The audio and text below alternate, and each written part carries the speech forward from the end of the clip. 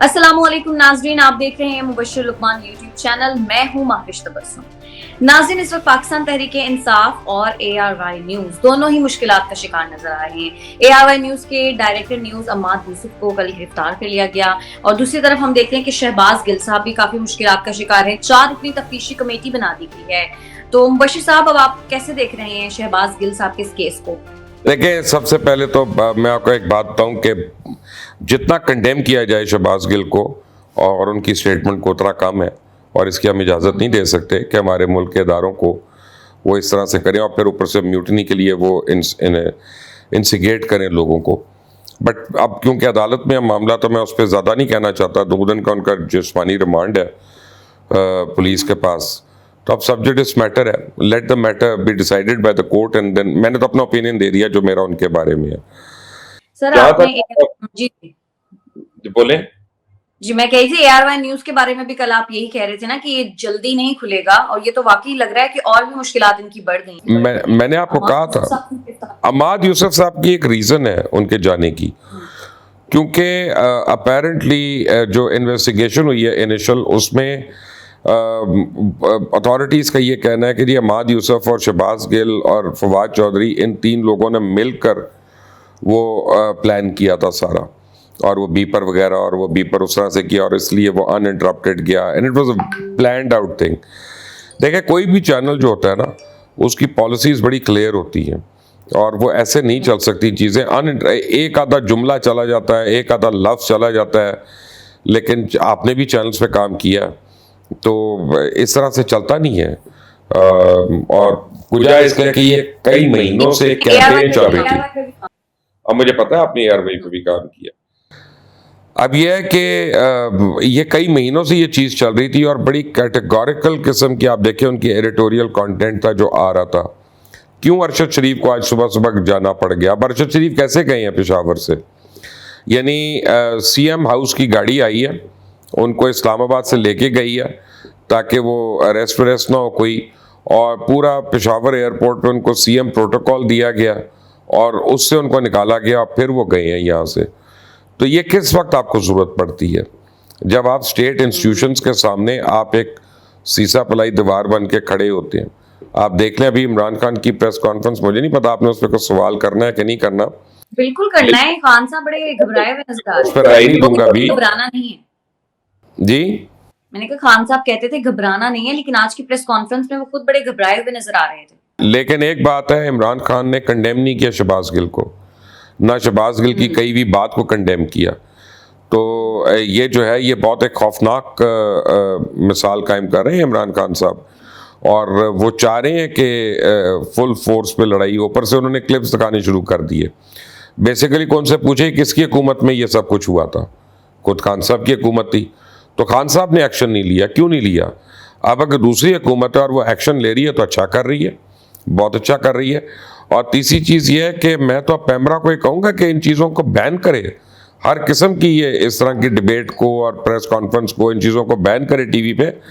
इन्होंने यानी एक उधर से उठ के बुराई करता है, दूसरा इधर से करता है। बेसिकली आप बीच में हमारे इदारों को जो है चांदमारी के लिए आपने रखा हुआ है, तो that is not on, that is not right. लेकिन सर, आपने कहा कि इमरान खान साहब ने कंडेम नहीं किया शहबाज गिल की स्टेटमेंट को, लेकिन उन्होंने ये जरूर कहा है कि एक साजिश के तहत तहरीक इंसाफ को फौज से लड़वाया जा रहा है। तो ये साजिश कहाँ से हो रही है? क्योंकि मरियम औरंगजेब साहिबा कहती हैं कि ये साजिश बनी गाला से हो रही है। ये साजिश तो बनी गाला से हो रही है, ये तो मैं मानता हूँ, इसमें कोई और नहीं है। और ये साजिश कोई नहीं, खुद से लड़ रहे हैं। माविश, आपको एक बात बताऊँ कि आज आप ये देखें कि इमरान खान को एहसास नहीं हो रहा एक चीज़ का, कि 4 हफ्ते पहले जहाँ उनका पॉपुलैरिटी का लेवल था, 4 हफ्ते के बाद आज वो वाला लेवल नहीं है। और आज आप डेट मार्क कर लें, आप 10 सितंबर को आप और मैं जब इंशाल्लाह प्रोग्राम करेंगे तो आप देखेंगे कि 10 सितंबर को आज वाला पॉपुलैरिटी ग्राफ भी नहीं होगा। ये इतनी जल्दी यानी ये गिरना शुरू हुआ है, और ये बहुत चीज़ों पे, बहुत ज़्यादा जगहों पे लोगों के आगे एक्सपोज हो रही है, और लोगों को अब समझ आ रहा है कि यार ये गलत बयानियाँ कर रहे हैं। काफ़ी रिटायर्ड ऑफिसर्स वगैरह जो थे, जो पहले खुलकर इनके लिए बात करते थे, ये करते थे, आज उन्होंने भी ट्वीट्स करनी शुरू कर दी और कहना शुरू कर दिया कि भाई एक हद होती है, I mean enough is enough.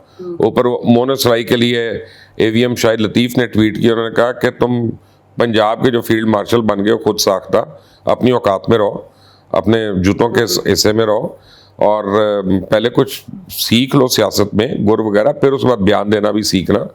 ये कोई बात है पंजाब पुलिस के जत्थे जो है रवाना कर रहे हैं जी बनी गलत, क्या करेंगे वहाँ पे? मतलब क्या आप म्यूटनी करा रहे हैं, आप मजीद अनारकी करा रहे हैं? तो उस वजह से चौधरी परवेज इलाही को भी आके स्टेटमेंट देनी पड़ गई शहबाज गिल के खिलाफ। उनको ये डर हो गया कि मेरा बेटा भी ना फंस जाए उसमें। तो मैं तो दस दिया उन्होंने कि भाई नहीं मैं असी तो तुहाडे नाल हैगे हैं।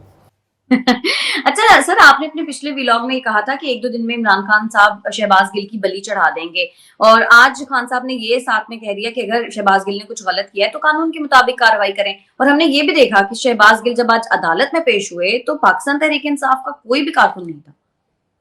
कारकुन को छोड़े, वर्कर भी नहीं था, ठीक है ना कोई रहनुमा था, बिल्कुल उन्होंने अकेला छोड़ दिया शहबाज गिल को।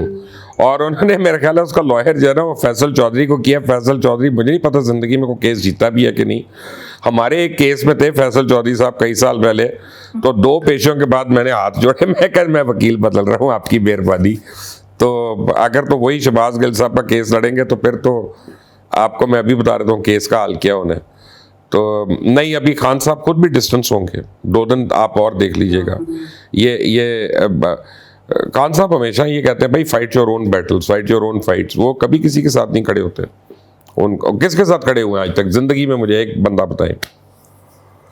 वो तो सो मच सो कि मुआतिर मोहम्मद के साथ नहीं खड़े हुए, जो उनका आइडियल था कि जब सऊदिया ने कहा कि नहीं इस इजलास में नहीं जाना, जो कि पाकिस्तान के कहने पे मलेशिया में समिट बुलाया गया था, तो उन्होंने मुआतिर को फ़ोन भी नहीं किया कि मैं नहीं आ रहा, ना अपने फॉरेन मिनिस्टर को जाने दिया, ना फॉरेन सेक्रेटरी को जाने दिया। तो ये तो भाईजान उस लेवल के डिच करने वाले हैं। अभी तो पता चलेगा बहुत लोगों को, ये अहमद यूसुफ को ही पता चलेगा, उसके लिए इमरान खान ने तो नहीं खड़े होना। स्टेटमेंट देना तो कोई बात नहीं, मैं स्टेटमेंट दे देता हूँ, आप दे देंगी अहमद के बारे में, उसके फेवर में, उसके हक में। इमरान नहीं देंगे, एक स्टेटमेंट दे देंगे, एक्टिवली कुछ नहीं होगा। अहमद साहब के पीछे लेकिन एआरवाई की तो सारी मैनेजमेंट खड़ी है। भाई एआरवाई को तो खड़ा होना चाहिए ना। अहमद कोई अलग से, अहमद उनकी फैमिली का मेंबर है ना, अहमद कोई अलग से तो नहीं है, ठीक है ना। उनको तो खड़ा होना पड़ेगा अपने बंदे के लिए, और वो आज से तो नहीं उनके साथ, वो तो कई साल से है, वो खुद से तो कोई बात नहीं कर सकता। वो तो सारी बातें जो हैं वो ऑब्वियसली मैनेजमेंट की अप्रूव्ड पॉलिसी है जिसको वो टो करेगा ना आगे। तो उसको उठाने का एक वजह ये भी तो है ना कि ये पता करें कि शहबाज गिल और इसमें कॉमन फैक्टर क्या था, इस स्पीच के डिलीवर होने में कौन कौन से मुहर्रिकात थे, कि वो ताकि अगर उसको उस वक्त ना उठाया होता और वो शहबाज गिल की इनिशियल स्टेटमेंट देखने के बाद कोर्ट में, तो वो उनका बयान बदल सकता था। तो अब वो नहीं बदल सकता ना कम से कम। सर आपको वैसे तो आप कहते हैं शेख रशीद साहब को सीरियस ना लिया करें, लेकिन उन्होंने एक और स्टेटमेंट दिया, वो कहते हैं -1 नहीं -all होगा। तो ये क्या मार्शल लॉ की तरफ इशारा कर, मार्शल लॉ का इशारा कर रहे हैं सीधा सीधा, या मार्शल लॉ का या टेक्नोक्रेट गवर्नमेंट का? देखें, अगर आप कॉन्फ्लिक्ट में रहेंगे और मुल्क में स्टेबिलिटी नहीं होगी, पॉलिटिकल स्टेबिलिटी नहीं होगी, तो वैक्यूम तो सिर्फ माविश लेबॉरेटरी में आर्टिफिशियली क्रिएट किया जाता है। कुदरत के कवानीन में तो वैक्यूम नहीं होता, एक जाता है दूसरा उसकी जगह आ जाता है, एक फौत होता है तो 4 और पैदा हो जाते हैं।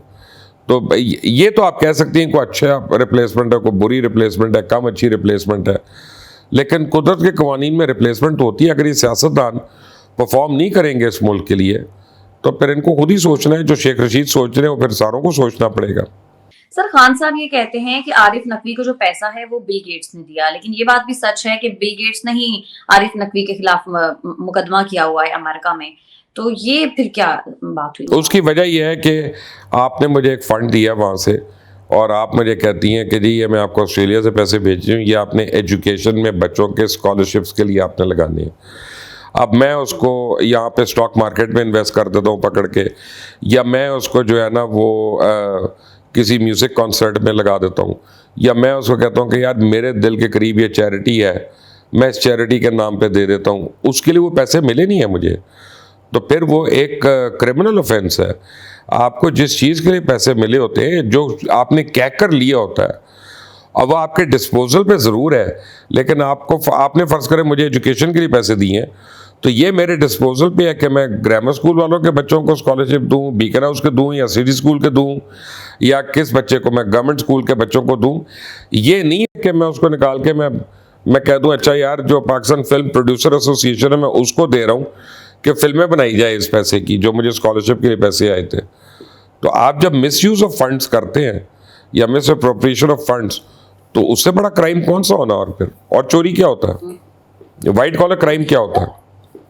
सर तोशा खाना जो रेफरेंस केस है वो सबसे ज्यादा इस वक्त गले की हड्डी बना हुआ है खान साहब की, लेकिन अगर देखा जाए तो आसिफ अली जरदारी साहब ने 3 और नवाज शरीफ साहब ने भी 1 गाड़ी तोशा खाना से ली हुई है, तो उनसे कोई नहीं पूछेगा। पहली बात तो यह है कि इमरान खान साहब कहते थे कि मैंने 20% को 50% कर दिया, वो 50% नहीं, बाद में पता चला उन्होंने 20% भी लिया।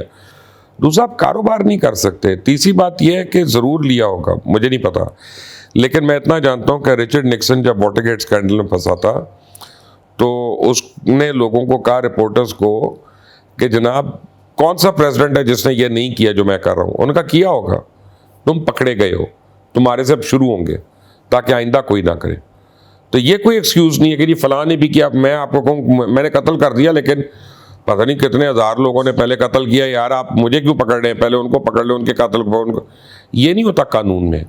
फिर जो पकड़ा जाता है ना कानून में, फिर वहीं से शुरू होती है किताब, वो पहला चैप्टर बनता है। सियासत में तो होता है ना, सियासत देखें जी, आप देखें कि इमरान खान को पकड़ना चाहिए था ना फिर उनको तो उस तोशा खाना केसों में, क्योंकि उनकी हुकूमत थी वहाँ पे, उन्हीं के पास रिकॉर्ड था, किसी और के पास। लेकिन इमरान खान ने इसमें 2 नंबरियाँ बड़ी की। ना सिर्फ ये बताया कहाँ से आ रहा है, ना ये बताया क्या आ रहा है, ना ये बताया कब निकला, किस टर्म पे निकला, और वो बाहर कैसे बिकना शुरू हो गया कि गाड़ियाँ दुबई में जाके बिक रही हैं। ये कोई तुक बनता है माविश, एक हेड ऑफ स्टेट के ये काम है? इस तरह से घर चलाना है उसने अपने। तो ये ओपन एंड शट केस है, इसमें कोई वैक्यूम नहीं है। चलें देखते हैं आगे इस केस का फिर अब क्या नतीजा निकलता है। सर इलेक्शन कमीशन ने पाकिस्तान तहरीके इंसाफ की जो ममनुआ फंडिंग है उसको जब्त करने के लिए नोटिस उनको जारी कर दिया है, और नोटिस में कहा गया है कि ये ममनुआ जराए से एहतियात मौसूल हुए हैं, तो रियासत क्यों ना आपकी एहतियात जब्त कर ले। वो एक फर्स्ट प्रोसीजर है, सेकंड प्रोसीजर में वो बहुत कुछ कर सकते हैं। वो पार्टी को भी कैंसिल कर सकते हैं, वो उसका सिंबल भी उड़ा सकते हैं, और फिर हुकूमत वक्त जो है उसका पूरा रेफरेंस बनाकर सुप्रीम कोर्ट में भेज सकती है फाइनल डिसीजन के लिए, इंटरप्रिटेशन के लिए। बट ये स्टेप्स हैं, ये प्रोसीजरल स्टेप्स हैं जो कि इलेक्शन कमीशन ले रहा है, और इसी तरह से होना है और इसी तरह आगे चलना है काम। ज्यादा वैसे मुश्किल केस आपको कौन सा लग रहा है, तोशा खाना वाला या फॉरेन फंडिंग वाला? नहीं, तोशा खाना तो बहुत सिंपल है, फॉरेन फंडिंग तो एक वाले जुर्म है उसमें। दोनों यानी आप समझे कि दे आर डन। इसमें दोनों केसेस में आप किसी ने नजरिया जरूरत के तहत छोड़ना है तो वो उनकी मर्जी है। मेरी किताब में इन केसेस में बचत नहीं है, दोनों केसेस में। तो यानी पाकिस्तान तहरीक इंसाफ की मुश्किलात बढ़ेंगी, कम नहीं होंगी आने वाली? हाँ जी, बिल्कुल बढ़ेंगी, बहुत ज्यादा बढ़ेंगी। ठीक क्योंकि एक और प्रॉब्लम है, इनके बंदे भी टूटेंगे। अभी आप देखिएगा, आप लिख लें मेरी बात। आप चाहती है तो मैं आपको एक ब्रेकिंग न्यूज दे दूं सर कि प्लीज। काफी लोग जो है ना वो एक नई सियासी जमात बना रहे हैं। अच्छा, पीटीआई के? वो बन रही है जी, अभी मुझे नहीं पता उसका नाम फाइनल क्या हुआ है, तहरीक इंसाफ नजरियाती हुआ है या तहरीक इंसाफ हकीकी हुआ है, कोई इस टाइप का है अपना, हकीकी इंसाफ पार्टी या कुछ इस तरह से ना, को समथिंग लाइक दैट। अब वो जिस दिन रजिस्टर होगा उस दिन हम बिल्ली थैले से बाहर आ जाएगी और मैं आपको एग्जैक्ट बता दूंगा पीछे कौन कौन है। उसको लीड कौन करेगा? अभी ठहर जाए ना, जरा आने दें उनको सामने, थोड़ा सा तो आने देना, फिर मैं नाम भी बता दूंगा। लेकिन सर तब ये है तो जैसे एमक्यूएम मतलब पीएसपी बन गई, एमक्यूएम पाकिस्तान और ये सारी पार्टीज, लेकिन फिर भी कोई उस तरह से वजूद। मुझे ये नहीं पता माविश, मुझे ये नहीं पता, लेकिन पंजाब में तो इलेक्टेबल्स की सियासत होती है ना, तो अब आप देखना ये है कि क्या इलेक्टेबल्स जाते हैं कि नहीं उसमें, क्योंकि पीटीआई से बहुत लोग तंग आए हुए हैं जो छोड़ना चाहते हैं। अब प्रॉब्लम उनकी ये है कि वो छोड़ के नून में नहीं जाना चाहते या वो छोड़ के पीपल्स पार्टी में नहीं जाना चाहते, तो उनके पास है क्या, ऑप्शन क्या है, फर्ज करें। लेकिन सर जब पार्टी शटर हो जाती है, टूट जाती है, उसके बाद उस पार्टी की वो इम्पोर्टेंस तो नहीं रहती ना। लेकिन इंडिविजुअल्स की रहती है ना, मैं यही कह रहा हूँ जो इलेक्टेबल्स होते हैं, जी जी, जो अपने हलकों से जीतना ही जीतना है जो उन्होंने। लेकिन ये आपने बहुत बड़ी ब्रेकिंग न्यूज दी है। अब देखते हैं आने वाले दिनों में ये जब सच साबित होगी तो जाहिर सी बात है फिर हम क्रेडिट भी लेंगे इसका। ठीक है मुबश्शिर साहब, बहुत शुक्रिया आज के लिए आपका।